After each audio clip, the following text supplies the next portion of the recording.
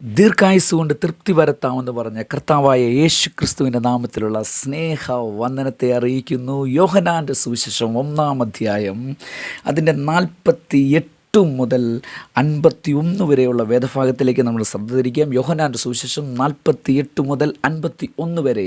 ഇവിടുത്തെ പശ്ചാത്തലം നഥനയേലും യേശു കർത്താവും തമ്മിലുള്ള ഒരു സംസാരമാണ്. ഫിലിപ്പോസ് നഥനയേലിനെ യേശുവിൻ്റെ അരികിൽ കൊണ്ടുവരുന്നു. നഥനയേലിനെ യുടെ കീഴിൽ വെച്ച് കണ്ടു എന്ന് യേശു പറയുമ്പോൾ നഥനയേൽ യേശുവിനോട് പറയുകയാണ്, നീ റബ്ബിയാണ്, നീ ദൈവപുത്രനാണ്, നീ ഇസ്രായേലിൻ്റെ രാജാവാണ്.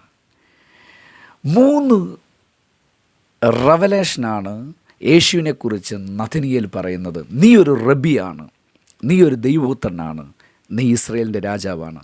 അർത്ഥം, ഞാനിപ്പോൾ സംസാരിക്കുന്ന ഒരു റബ്ബിയോടാണ്, ഞാൻ സംസാരിച്ചു കൊണ്ടിരിക്കുന്നത് ദൈവപുത്രനോടാണ്, ഞാൻ സംസാരിക്കുന്നത് എൻ്റെ രാജാവിനോടാണ്. അടുത്ത സെക്കൻഡിൽ യേശു എന്താ പറഞ്ഞെന്നറിയാമോ? നഥനയേലേ, നിന്റെ മുകളിൽ സ്വർഗം തുറക്കും, മനുഷ്യപുത്രൻ്റെ അരികിൽ ദൂതന്മാർ കയറുകയും ഇറങ്ങുകയും ചെയ്യുന്നത് നീ കാണും.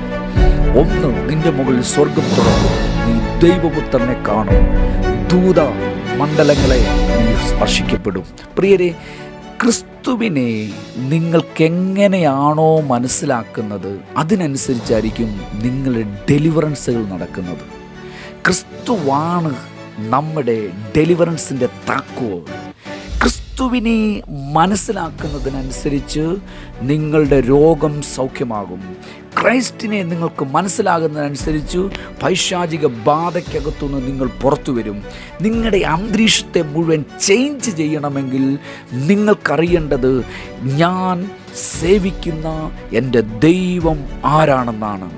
അപ്പോസ്തലനായ പൗലോസിൻ്റെ എഴുത്തുകൾ നിങ്ങളൊന്ന് പരിശോധിച്ച് നോക്കി. ആദ്യം അദ്ദേഹം എഴുതിയത് ക്രൂശിക്കപ്പെട്ടവനായ ക്രിസ്തുവിനെ അല്ലാതെ വേറൊന്നും എനിക്കറിയണ്ടെന്നാണ് അദ്ദേഹം പറയുന്നത്. എന്നാൽ കുറച്ച് കഴിഞ്ഞപ്പോൾ ആ റലം വിട്ടു. അദ്ദേഹം ഇപ്പോൾ കാണുന്നത് പിതാവിൻ്റെ വലതുഭാഗത്തിരിക്കുന്ന, സകലത്തിനെയും ഭരിക്കുന്ന, സകലത്തിനെയും കാൽക്കീഴിൽ നിർത്തിയിരിക്കുന്ന, സകലത്തിൻ്റെ ഉറവിടമായ, സകലത്തിൻ്റെ അടിസ്ഥാനമായ ഒരു ക്രൈസ്റ്റിനെ കാണാൻ തുടങ്ങിയപ്പോൾ അദ്ദേഹം പറയുക, ഞാനും അവൻ്റെ അകത്തുണ്ട്, ഞാനും അവനോട് കൂടെ പിതാവിൻ്റെ വലതുഭാഗത്തുണ്ട്. നിങ്ങൾ എഫേസ്യ ലേഖനം, കൊലോസ്യ ലേഖനം ഒക്കെ എടുത്തു വായിച്ചു നോക്കിയ പ്രിയരെ, പിന്നെ പൗലോസ് നിൽക്കുന്നത് ഈ ഭൗതിക റലത്തിലല്ല നിൽക്കുന്നത്. പൗലോസ് നിൽക്കുന്ന എപ്പോഴും സ്വർഗീയ തലത്തിലാണ്. പൗലോസിനെ ഒരിക്കൽ എല്ലാവരും കൂടി കാരാഗ്രഹത്തിനകത്തിട്ടപ്പോൾ ആളുകൾ പറഞ്ഞു, പൗലോസ് ഇപ്പോൾ കാരാഗ്രഹത്തിലാണ് കിടക്കുന്നെന്ന് പറയുമ്പോൾ പൗലോസ് പറയും, ഇല്ല, ഞാൻ കാരാഗ്രഹത്തിലാണെങ്കിലും ഞാൻ മുഴങ്കാലം മടക്കുന്നത് പിതാവിൻ്റെ സന്നിധിയിലത്രേ. പ്രിയരെ, നിങ്ങൾ യേശുവിനെ തിരിച്ചറിഞ്ഞുകൊണ്ടിരിക്കുമ്പോൾ നിങ്ങളുടെ പ്രാർത്ഥനാ മണ്ഡലങ്ങൾ മാറും, നിങ്ങളുടെ ഇടുക്കം മാറും, നിങ്ങളുടെ ഞരക്കം മാറും, നിങ്ങളുടെ കണ്ണുനീര് മാറും, നിങ്ങളുടെ പൈശാചിക ബാധകൾ മാറും.